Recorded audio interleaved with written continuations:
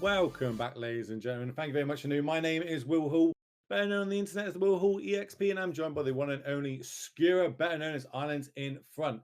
As we are going to start getting into round 10 of Modern Action, this is day 2 at SCG Charlotte, and we will be the European team. That's me and Skura, all the way up to the top 12. That's right, top 12, ladies and gentlemen. The way that works, if you've not heard of how it works before, is numbers 1, 2, and 3, and 4 are all going to basically get a bye in the top 12. So they're already in the top 8. But 5 down to 12 will all battle it out in basically one extra round to see if they can get into the top 8, and then they'll battle against everyone 1 to 4. The two players that we're going to be looking at this round is obviously Luna Easton. We did see her pick up the L in the last round against Matthew Wright. And that is Blue-White Control versus Amulet Titan. Skura, tell me about this matchup. Who do you think's favored straight off the bat? Right, so it's kind of a difficult situation because on the one hand, Luna can just leyline binding all the Titans and be good, right? Because there is a lot of hard removal. You can Solitude the Titan, you can binding the Titan. On the flip side, though, Matthew can approach the game from a different angle. So not only focus on the Titans, but also maybe some Dryad plus Valakut triggers here and there. Maybe Urza Saga construct an attack here and there just to get her on lower life total. Hence, multiplying the angles he's attacking from. So if it's all about the Titan, I think I prefer Luna's position. But if Matthew can diversify, then can get a bit tougher. Also, Matthew can just literally win on turn 2 or turn 3, in which case I will certainly favor Matthew. What about, so obviously the Titan deck plays a lot of its lands almost as spells, and there's going to be a few key ones which they flick between different metas and how they're going to use it. But what about things like Cavern of Souls? How big is that going to be in this matchup? Oh, it's going to be absolutely huge. Absolutely huge. Cavern of Souls basically, thwarts the main plan, which is not getting Titan resolve in the first place. Because if the Titan resolves and you can get rid of it, so far so good. But those lands that can be cheated out could be, for example, double Saga. And then you have another problem on your hands. So we would like the Titan not to resolve in the first place. And Caverns really, really make that more difficult. Now, what we saw in Luna's hand was Dress Down. And Dress Down is a real doozy against Titan. Why are we seeing a bit of an uptick in these Titan decks now? Has any new cards been printed for them? Okay, funny you should ask that. So there is a Mycosynth Gardens, or the Mycosynth Gardens, which basically is a land that can turn into an amulet. And I have seen multiple screenshots from online games that people have, 4, 5, 6 amulets at the same time, which is awesome when you have something like Cultivator Colossus. You dump 20 lands into play, have, all those lands, quadruple triggers, and just go to town. So it's basically a way those Mycosynth Gardens have access to more amulets. It does look like in Matthew's hand here, we've got double Saga, double Amulet, 2 green spells I can't quite make out. And as you said, over on the other side of Luna's side, she's got counter spells, Dress Downs to Fairies. She looks like she's got a hand. As long as she can hit a land drops, that'll be pretty much inclined to be able to deal with a lot of these threats. As we see the turn 1 Amulet come down. So Matthew did manage to win the dice roll here. Just going to see land pass back. She's having a good look, just making sure that is the foil. I think that's the foil promo we've got in play there.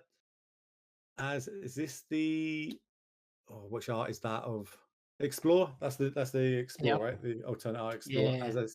As second Saga comes down. Any are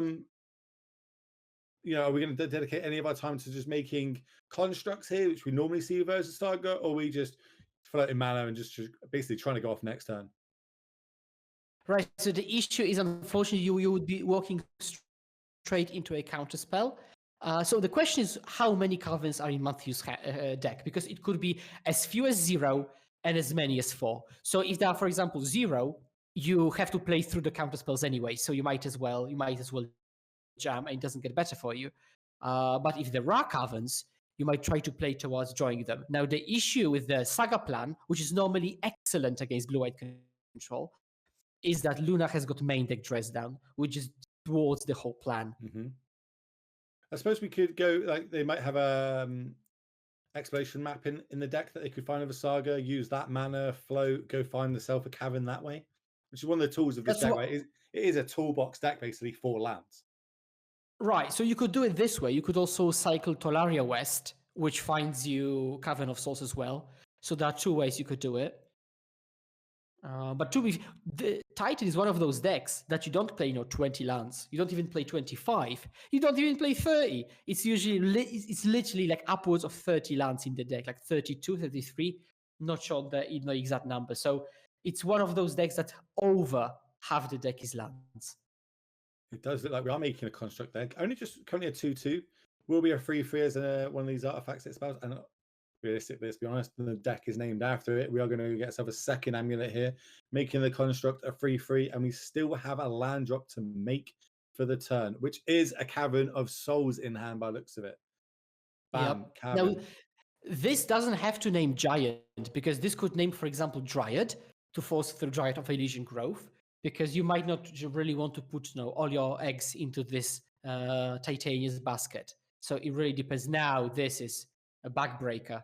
It's a backbreaker for numerous reasons, because one, Dress Down kills the constructs, but two, it also makes the Titan have no enter the battlefield triggers. It also kills Cultivator Colossus. So, like, if there is one card that's great against Titan, it's Dress Down, and she has it main deck, and you can also bounce it with her own Teferi, which is just disgusting. Well, we're looking at that is a grip for the cards. Look at that hand holder and how much we can see. We've got counter spells, three different ones. We've got a Shark Typhoon, we've got a Chalice, we've got Leyland's Binding and a Teferi. No lands there though, so it looks like both players are kind of struggling to find a bit of land here.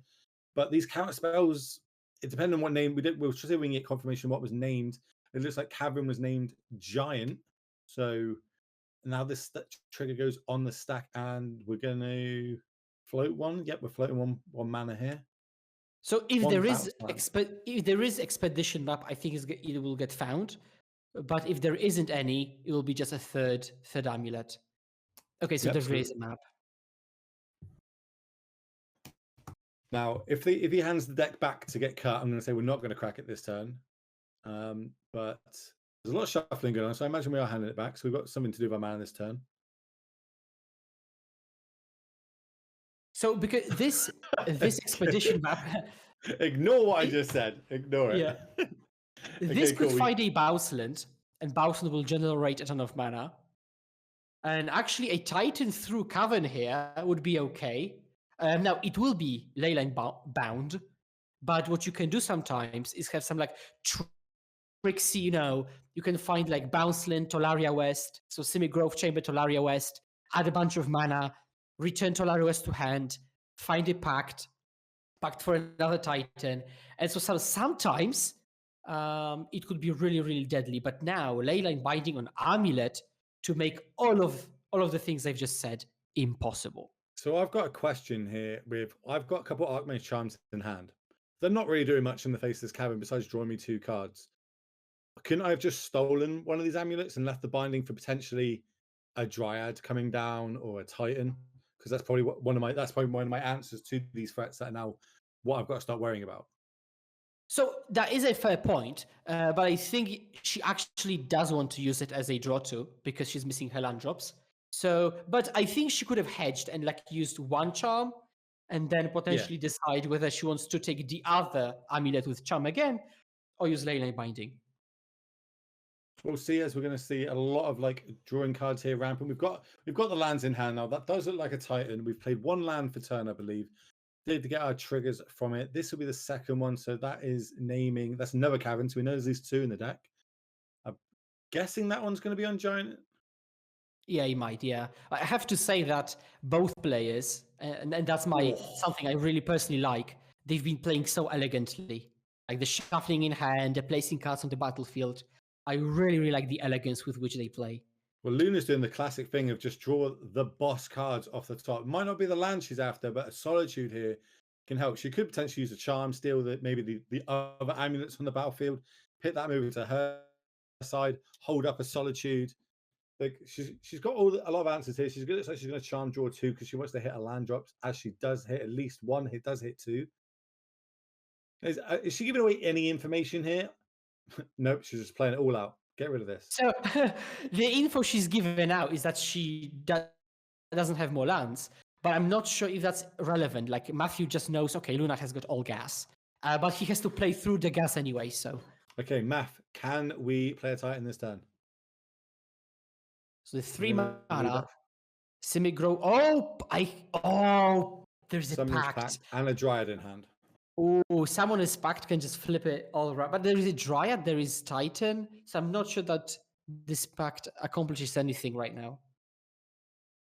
Because I know this there's is a couple 3. of Titan players in chat. They'll look, and I'm sure they'll tell us if we can. So let's think about it. So we play a bounce land, comes back, we tap it. That's 5 mana. We play the Dryad down to 2 mana. Play the land again. That's 4 up to 4. I don't know if I'm missing something here. So I can see Pact Azusa as a line. So you pact for Azusa, you tap out for Azusa, then you've got 3 land drops. Yeah, and 3 land drops are triple growth chamber, which gives you exactly 6. So yeah, Pact for Azusa does it. Oh no, we're going to go for Grazer. I suppose Grazer does it, right? Gives us a second land drop, 1 mana, add 2, +2 in the battlefield. Right, because you spend less, but yeah. Are we getting Grazer over Azusa? Because obviously the triggers will then start going on the stack from the lands, and we potentially could kill the Azusa in response. Is that why we've gone for the Grazer plan here? It's literally possible that Matthew doesn't play Azusa. Ever since Dryad was printed, I've seen like 1 Azusa played. There could also be 0 Azusas. So that's another reason. Like they literally could be 0 Azusas in the deck. So we're going to see Titan come down here, obviously with the cabin, I imagine, which was named a giant, so we couldn't count it even if we wanted to. We're going to go fetch up a couple of lands here. Generically, it's normally wants to give it haste, so then we can get more lands. But we'll see how we want to move forward there, how much she wants to do. Obviously, chat's pointed out, and I did say earlier, there is a Chalice in hand that could have been played on 0 to potentially stop this turn. She chose against it. I'm sure she's got her reasons. Maybe she was thinking it's not worth it playing it out, or maybe she wanted to play it on maybe 2. Doubt she's going to try and play it on 6, but with so many cards in hand, like cards are not like if she had like Chalice and like maybe a land, she could just hold it in hand because she needs to preserve her resources well. But now with a full grip, I think she can spew cards left and right and just play it on 0. And if it does nothing, it does nothing. Also, worst case, she could just bounce it with Teferi back to hand. So I think I would have played it on 0. So there's obviously a lot of triggers. So what's happened basically, the Titan's been given haste. It's now attacked. It's now on its second lot of triggers, I believe. And she will end up taking 8 points of damage this turn. Unless we've got a way to, we're going to go for like the double strike, but I think you need double Amulet for that to happen. Matthew having a think. You know what I mean? His game plan's enhancing right now. He just needs to make sure he doesn't really mess it up. Give himself the best chance if something next turn, like maybe a Supreme Verdict happen or something along those lines. He's just trying to work out what lands are best for him to get. And it looks like it's going to be Valakut plus a way to copy it. We'll see if we can see what name that is going to copy. I imagine it's another Valakut, but I've been wrong before. It looks like it's a bounce land because it was bouncing back one of the lands. There is Dryad in hand, so there could be a Dryad coming down now. So okay, Matthew is sitting back, so just waiting for to see what happens. Remember, there is a Summoners Pact that's happened, so we do have to pay 4 mana next turn. I'm not as crazy on the new rule changes about that. You can't actually miss that now, but that's everyone's got their own opinion on how it goes. But more importantly, how is Luna going to get back into this game as she draws to the turn? I think what you said, Supreme Verdict. I mean, Supreme Verdict isn't necessary. Just a single, point removal spell on Titan, and we're continuing the game. So if there's like a Leyline Binding for 2 mana on Titan, hold up counter magic or something. I mean, it's by no means over. It's by no means over. Now, if there is something like half jokingly, cryptic command bouncing the bounce land, which used to happen. I've done that a lot in my life. Or spreading seas or something on semi-growth chamber, the game could be over immediately, but not in 2023. So it looks like we're going to use this charm and draw 2 more cards. We are digging for Solitude at this point, I believe. Doesn't look like we found it. Found a veto plus another filter land. And she passes back. I like this. So before the game, you asked me what I think of this matchup, and I said, well, Blue-Eye Control has so much removal that a single Titan will always get killed and stuff like that. Well, apparently, that's not the case. No, it happens. You know what I mean? Things just didn't, as we were talking about, her answers didn't line up well to the fact she had a very counterspell heavy hand. Kevin and Souls put an answer to that.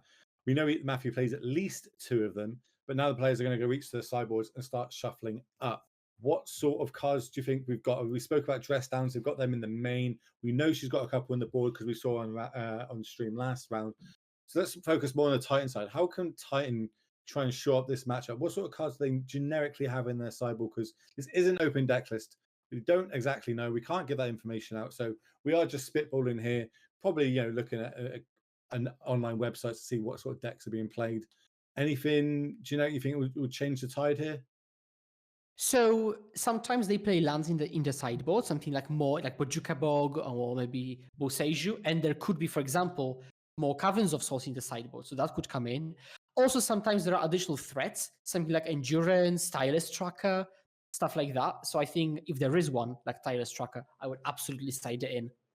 It looks like we're going to jump across to Gary versus Steven. And it looks like Steven is also on Amulet Titan. Looks like he's putting up a good show this weekend. Managing to put a couple copies in today too. And Gary we saw last round on Grixis Death Shadow. Looks like we've got a keeper. I think we're deciding if we want to mull or not over on Stefan's side. But while we're waiting, ladies and gentlemen, let's make a big shout out to the 2 sponsors on the stream currently. It's just Cool Stuff Incorporated. If you go click on there and use the code DJIN, you'll get yourself 5% off everything on that website, I believe. And then on the other side, Drip, who will be giving away a Guy's Cradle to one of you lucky people that sign up. And when a new does that giveaway, you're going to be in for a chance. But you've got to be in it to win it. You can't just watch the stream and hope for the best. You actually have to sign up. So you've got a couple of rounds to do that, to sign up until we get to there. So I'm doing it. I'm signing up. I want a Guy's Cradle. I don't know about you, Screw, but I think I haven't owned one since I was a kid. But I would love to own one. It might even encourage me to start making Legacy Elves or something. As now we see both players starting off with a Burial Grazer, and we're going to hit our second land drop, which is going to be Double Forest. Sure, it's a Double Forest opener. No biggie. Stained Glass Forests. Love to see it. I'm a big fan of all the basics that Wizards have been printing more recently. What sort of basics do you use, Skura? Oh my! Like you couldn't ask me better questions. So for the people who know me, better islands, or just better lands in general. That's my shtick. Like I love better, specifically one better island. I'll translate for everybody. That's beta islands. Beta islands. What was I saying? It comes across better, like better islands.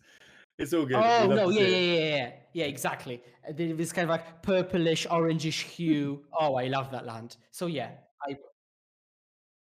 Okay, looks like we're going to start moving back across to our main feature match, which is Luna Easton versus Matthew Wright. Obviously, they're going into sideboarding. We're going to try and shore this up on Luna's side. She needs to start bringing in cards that will help her with this matchup. We see Supreme Verdicts push to the front. Even Supreme Verdict seems like it would be a good card, but could just be too slow. How quick can these Titan decks go off?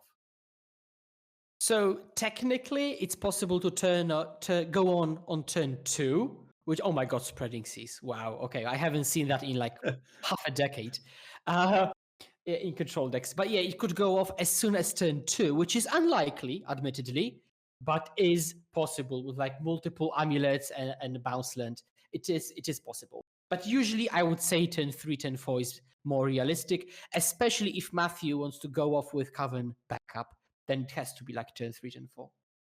Interesting. Obviously, that got quite greatly improved by the card that you were talking about. That just go imprinted the gardens. That now means that you can potentially make more amulets a lot quicker to go off. That is a nice looking Shark Typhoon. I believe that was like the Christmas calendar special secret lair or something. I think that it was double dress down plus prismatic ending, and maybe that was the other verdict. Oh no, maybe she's taken out a verdict. We'll see. What are those top cards? Spreading Seas. Is that not Crucible Crumble Worlds? to dust. It's crumble to dust. Let's go. Hello. Okay, remind everybody at home what that card does. Obviously, being a my feelings towards Tron are very well known, and that card there absolutely destroys Tron. How good is that card going to be if she can time it right in this matchup? Well, average to be fair. Because the thing is, like you can crumble to dust like a Cavern of Souls, but then you're literally tapped out, right? And they have a free reign of doing anything. Because with Tron, you cut down them from 7 mana to literally 2 or 3, or from 10 to 4. Well, with Titan, you get rid of Cavern, which is just a drop in the mana ocean. You could get rid of a bounce land, but then again, their deck just has so many bounces and other lands that well, it could be against Saga, but yeah, it's okay. It's probably better than some other cards she has. So It's when probably much better with Teferi Plus when you can play it instant speed. so we did see she brought in the Spreading Seas, the Crumble. Like, what are the key lands that she's going to want to hit? Because obviously, like Spreading Seas, there's a lot of bounce lands on the other side of the battlefield. Maybe we could just potentially just bounce the land back that Spreading Seas is on. So, like, what sort of cards are we targeting, or why is she bringing these in with the knowing that potentially that they could just get bounced and getting it falling off? So the first thing is that sometimes they really don't. They will have a single bounce land. I know it contradicts what I said with the dust, but sometimes they do have a single bounce land, so they couldn't bounce it back to hand. But it's usually for Saga because the way the rules work, it literally just it's 2 mana, destroy Saga, draw a card, which is a huge tempo swing. Also, Amulet Titan is this one of just a single deck probably that plays Amulet, plays the Saga on turn 1. Like no other deck plays it on turn 1. And Luna is on the play. So technically, Luna could go land pass, Matthew, Saga pass, and then Luna could immediately Stone Rain and draw a card, which woof could be devastating. So let's talk. So Luna obviously only had a 1-lander, so she's definitely throwing that back, redrawing Lightning 7 to see if she can get a better 6. But over on Matt right side, looks like he's kept with an O stone in hand. Is this common knowledge now? I don't know. A couple of online players are playing O stones in the main or at least in the sideboard. Why are we keeping that in against Luna? Yeah, so I think it's a very recent development because I've seen it on Twitter like in the last, I don't know, maybe like 2-ish weeks. Yeah, it's very recent. Yeah, it's very recent. So it's much better against Control, which has Leyline Binding, right? Because you can unlock your stuff. So you play O-Stone, and now it's a must counter, because otherwise you blow up, let's say, 2 Leyline Bindings and a Planeswalker, and you unlock your own, Primeval Titan, get another trigger. So yeah, I think it's for those situations. Also deals with Spreading Seas if they happen to be on a couple of lands. As it looks like we're playing into Luna's turn here. We just want to be playing land go.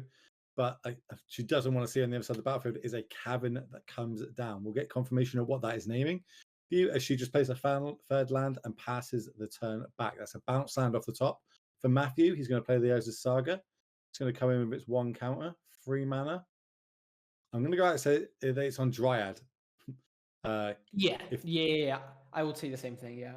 That's the expert opinion of both myself and Skewer, ladies and gentlemen. That is why you're all tuning in to hear top-rate plays like that.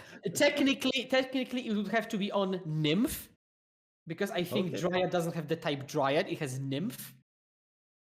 So technically, saying that it's on Dryad would be wrong because it's a Nymph, unless it was errated. I'm not sure if it is telling that it is Dryad, and has it been errated? Yeah, apparently. Okay. It has. Okay, chat. Yeah. Okay. Everybody knows he's been errated. Okay. And then Binding is going to come down main phase here to get that Dryad off the battlefield. Saga's going to take it up to 2, or is it? We're having a little think. There you go. Got to draw a card first. Doesn't happen in the upkeep. Where normally these sort of effects happen in an upkeep. Saga's slightly different. It happens in our main phase. That's how we're able to float the mana before the fate when it's got 3 counters on it. But we'll see how Matthew can kind of navigate his way through now. He's got access to 4 mana plus his land drop for the turn. So I think we can just switch into this Saga plan a bit, just to put pressure and make Luna have to expend resources on a single Saga. It was quite a nice turn for her, right? She was able to deal with the threat on the battlefield as well as holding up 2 mana, potentially for counterspell, which we know she's got multiple of in her hand. Looks like we're playing bounce land, bounce the Boseiju back. Bouncing Boseiju gives us access to get that binding off the other side of the battlefield if we need it. We're going to pass I saw Tireless Tracker. Yeah, well, let's go. So that's going to be an OG foil Hallowed Fountain. Love to see it. I think she drew the charm off the top for this turn. We're going to make a token end of turn by the looks of it. Just a 1/1. Now Yeah, we're going to I draw. suppose it's going to become a 3/3 when you make another token and find Amulet. It could also be an expedition map, purely with the intention of finding another saga and just switching the gears completely into this plan. And I really do know this plan because I myself, as a station breach player, you usually know take advantage of the fact that your opponent thinks you're attacking on this axis, and then you say, well, nope, let's kill you with a couple of 3/3s and 4/4s. We did see that she boarded out one of the Supreme Verdicts as well, so maybe she wasn't ready for this plan. But we'll see. You know, she's got 5 mana. She did shock it in, so potentially she could have Counterspell, Charm, or maybe just a Solitude. Yeah, she does And have Solitude, yeah. we're going to come across here for 3 points damage. So what she could do is she could Solitude the other one and block this one. This would, leave the board clear. But then again, this is what Matthew kind of wants because there's one fewer Solitude for the actual Titan and for the tracker in hand. She might be eyeing up using this charm to steal one of the tokens to block with. She's charm. She's going to draw two. Okay, so far as we've watched her, I'm not sure she knows other modes of Archmage's charm. This is literally every time. Divination, let's go. No, that's the control player's bread and butter, right? They just want to keep drawing cards. 3 damage here. She knows her life total is one of her resources. She's at 20 life. Taking 3 points here isn't really much. Maybe she'll be able to clean these up a bit later on. Doesn't look like there's any other artifacts dropping on the battlefield anytime soon. No more sagas to see. She just doesn't think they're going to grow as the turn gets passed back and now she can play land. She might just want to get to the point where she can, ending one of these plus then Solitude or something along those lines. I think she's using it smart. She thinks that she just needs more cards, more options to answer what's on the battlefield, while also potentially holding up answers for what right actual game plan is of getting a Titan on the battlefield, or maybe, maybe he's going to try to go for the Balakut route. But we'll see. Both these players have managed to get here so far, get to day 2. They both only have got 1 loss on their record. They do have a draw, unfortunately, for them, but it still leaves them live for the top 12 contention. I think we did work it out that X and 3 will make a top 12. So they're both still super live to make it into that. When they start going into the X3 ones, that's where you start looking at, sweating it and breathers. And when it comes down, Counterspell catches that. And now we're getting across. Now this is some real damage, right? This is 6 damage opposed to last turn's 3. So I believe she is at 17. And also Cavern of Souls names human. So I think there is some preparation going on for Tyler's tracker to come down. We're going to see the binding come down here. You got to remember, we still know about that Besaju in Matthew's hand. So she's got so many things to think about. There's threats on the battlefield. There's things to counter. There's potentially end of turn Besaju's happening. Matthew, I think, is in the driver's seat right now. Luna does have the work cut out for her, but not saying she doesn't have the tools to be able to do that. So we're targeting this. This is during combat still. No damage yet. He's thinking, okay, this happens. And this is exactly why O-Stone is good, right? Because at some point, all of those cards can be unlocked. And wow, Matthew's looking at like a full grip, isn't he? It's like 7 cards. So I think that would knock her down to 11, I believe. I believe she took 3 last turn. She takes 4 this turn plus 1 shock. So she'll be around 11 to right 20. But we'll see if we can get that updated. Obviously, people don't know this is a 1-man ban. This is a new running around doing all the stuff behind the scenes for everybody. So if you want to support the channel, the stuff isn't free. Make sure you do hit that follow button. You does use all these statistics to help get the sponsors. As we see a second Solitude comes off the top. Okay, so we got access to. We've got access to 7 mana this turn. Solitude plus counter spell mana up. So this will mean that she could take those couple of hits that she dealt with. She's just playing for the long game, and it looks like it's paying off for her. But this is the thing. So she's at 11, but now, a single attack, and she's already down, in single digits. So this is what I was talking about. Well, we can Solitude, right? We Solitude, get rid of one of these tokens, block the other one in combat. We gain up another 3. Then we've got a creature on the battlefield. No, that is absolutely true, but then she has to commit right now in combat, leaving only 2 mana up, which can't interact with Tyler's tracker. So Matthew just baits out Solitude just then plays Tireless Tracker, plays a few lands, which needs to bait out another Solitude, which means we still have got all the Titans unsolituded and unleyline bound. Well, the counter spell in hand can deal with the Cavern, right? Or is it? Oh no, Cavern's on human now. Okay. Yeah, So we exactly. bounced it and it's back on human. So yeah, that does look like we'll be able to get that result. She's going to make sure she taps her mana correctly. There's the 5 mana. Solitude. Exile one of these. You can gain 2, Matthew, up to 22. And then I believe Luna's probably going to. I'd like to move to blocks. Let's have a little look. I would really, really like to hear what Matthew's thinking about, like with his whole grip, because with 7 cards in hand, he's not just playing what he has, like he's actually sculpting the way he wants to navigate this game. So I'm really, really curious how he does it. And whoa, we've got a flurry of subs. Thank you very much for the support. All the support goes to putting these sort of strings on for everybody here watching this.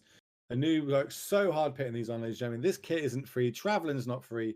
All the luggage, go follow him on Twitter. You see pictures of his luggage and everything he's put on here. But that's so we can all enjoy this amazing game. So the Solitude did manage to block. After the blocks were announced before damage, we used the Boseiju to get rid of the binding to bring back the Amulet, which meant the token was a 2/2, so it does the trade. I actually love that little interaction there because yeah, they get to gain 3, but now they don't have a life linker on the battlefield potentially to get back into this game. And you can't counter Boseiju. It is just it's a trigger, isn't it? When you use the It's an activated ability. It's an activated ability. There you go. And as you said, tracker. Yep.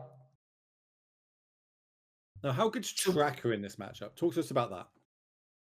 Right, so tracker demands an answer immediately, basically, because Matthew, first of all, he won't miss a land drop. Right? Let's get out of the way. He won't miss a land drop. Also, there are bounce lands, which makes sure he really doesn't miss any land drops. On top of that, with Dryad and Azus and Grazer, he makes multiple land drops in a single turn. So one tracker can draw you, 1, 2, 3, 4 cards. So it absolutely demands an answer, and that's another way to make Luna spend resources on creatures that quote unquote don't matter. And so in this case, 2 ley lines have been played. Probably the second Solitude will be played, and the coast will be clear for whatever, Dryad, Titan, Excavator. So Matthew's doing an incredible job at slowly but surely getting Luna out of resources. And to be fair, Matthew may have just been ahead on cards all that time. Yeah, it looks like he's got a lot of cards in hand. So Luna looks like she's flooding a little bit here as we're going to pass the turn back. That is a lot of mana. That is 7 mana Cavern plus a land drop for turn. And I think that was a Colossus off the top with another Cavern in hand. Jeez. So get ready for it. If he goes for the Cultivator here, there could be a lot of triggers happening. I'm going to let you talk through them. On what that card does and when it lands on the battlefield. He's going for it. He might not go for that line. Well, there's a lot of other options I'm sure he's got in hand. He does look like he's got 7 or 8 cards in hand. So the thing is that even if there is a Cavern that allows you to play Cultivator Colossus, Luna could have Dress Down, which means that it will die immediately. Now you still get the trigger, so you can still draw, let's say, 12 cards. So which is probably good enough. But the creature shall die immediately. And so I think Cultivator will be coming down. Well, this is 6 mana, right? Not 7. Oh, 6, right. Down. Yeah, so had the option to do it, chose not to, but we're going to go for the plan A, we'll call it, which is playing the Titan with an Amulet on the battlefield. Now it's the math from Matthew has to work out. Do I need to do this? Can I bounce that? Do we start going to Teleria West and bouncing that back to my hand so I got potential future cards to going on? Or are we just going to try and get as many lands on the battlefield as possible? Maybe like double Saga or something. We saw that had good early game effect here. You could also hedge it a bit and get like 1 Saga, 1 something else. So you could also find maybe another Boseiju and a Boseiju bounce land. Could be Boseiju Saga, and that Boseiju will just be bounced the following turn with a bounce land. So that just a lot of lines could be all in on Boseijus. Okay, you can't find 2 Boseijus because they will be sacrificed, of course. But okay, so get Boseiju here, get back our Dryad for the second lot of triggers or something. Jeez. Yep, that's another line. These decks are so powerful, but I've said this for so long. I think it takes a really, really long time to master this Amulet Titan deck. But when you do, boy, are the rewards huge. Like, look at this. It's coming at you from so many different axes, and she's struggling to be able to keep up with this. Flooding doesn't help, but there's so much going on in this battlefield that she has to try and now deal with. As we're going to see, so we chose not to go for the haste plan there, just generically put a 6/6 on the battlefield, go find 2 lands, get Besage in hand, setting up for next turn. We can Besage you, get rid of the binding, have our Dryad, have our Titan, have our Amulet, have a bucket load of mana, and a grip for the cards. What does she need to help her get back in this? We don't have access to things like Ephemerate. We saw at least some of the Supreme Verdicts got trimmed, but do those cards even do anything? Like, yeah, it's going to kill a creature here. Brilliant. I think the idea of cutting the verdict is that you can still play Dress Down and, for example, for Saga tokens, so you're good. But now in this case, I think she has to like main phase Deluge, and try to find maybe like another Solitude, just hard cast it, and keep fingers crossed. This could be a strategy. How's Double Shark Typhoon for you? She managed to find Double Shark Typhoon there. Not exactly the card she wants. It could be a redraw, but she still doesn't have a white card if she does hit a Solitude or something here. Hasn't hit a land for the turn. Yeah, it looks like a complete mismatch between the answers and the threats. Well, I suppose there's this argument here. We saw at least 2 caverns game 1. Where'd you stand on keeping Counterspell in your deck and maybe trimming on them and just keeping potentially just charms in? Because at least you've got an extra mode if you do have some sort of cavern nonsense going on the other side, as we do see a Shark Typhoon get cycled. So I've played my fair share of blue-white in my life, probably too much that I would like to admit. And it used to be one of the things to do, which is to trim on counterspells because of what you've just said. However, the counterspell can still catch Amulet, can still catch Pact, and can still catch the things that the Cavern isn't on, right? Now, they of course can shuffle the Caverns, play it on Dryad, play Dryad, bounce it, and again on Titan. But also, you just wouldn't have enough cards to bring in. So, unless you do, of course. But yeah, you wouldn't have enough cards to bring in when you cut the actual chaff, and then you want to get into cutting counterspell. So it looks like we're going to copy the Cavern here. So maybe that's naming whatever type the Colossus is. Chat, help us out with that. What type of creature is that? Colossus. I think Colossus is a beast. A beast, okay. It is. It's also a plant. So if I were a Titan player, I would say plant. Yeah, I would just for the just say plant. Cool factor. 1 mana floating. And here it is. So it does come down. We're going to get a read of this, and I'm going to pass over to you while all these triggers start happening and let you talk through exactly what's happening. Yeah, exactly. So basically what happens with Cultivator Colossus is that you can put a land into play and then draw another land, right? Now, as I've said already, this deck has upwards of 30 lands in the deck. So as you can see, land, draw, and a lot of the time, whatever you draw off the top is another land. So right now, there will be probably, I don't know, probably 10 lands to draw. Oh, actually, no. Oh, okay, it's been let's say just 6. So now the ability has resolved. So now all the triggers of the lands go on the stack. So all the untaps go on the stack, Boseiju, Exile goes on the stack, Saga trigger goes on the stack. So what's great about starting with Colossus is that not only are you drawing, let's say, in this case, 6 cards, but you effectively ramp again, right? Because all of those lands will get untapped, and thanks to Amulet of Vigor. So in this case, there will be a Dryad deployed, or maybe a Titan, or possibly both. So yeah, I mean, I think Matthew's going to get his hand shaken in a moment. So drawing cards against control is good, right? Just to clear that up, it's a good thing to do, is ramp yourself as well as have loads of cards and the battlefield. However controversial that sounds, I think I can agree. Sweet. So as we do see, the Dryad comes down without Cavern, so that's going to get a counter spell. But potentially we've still got the Besage, right? So we could just get Bone back if we want to. We haven't gone to combat yet. I'm not even sure how many cards she's got left in hand. I think she might only have 2 or 3 cards.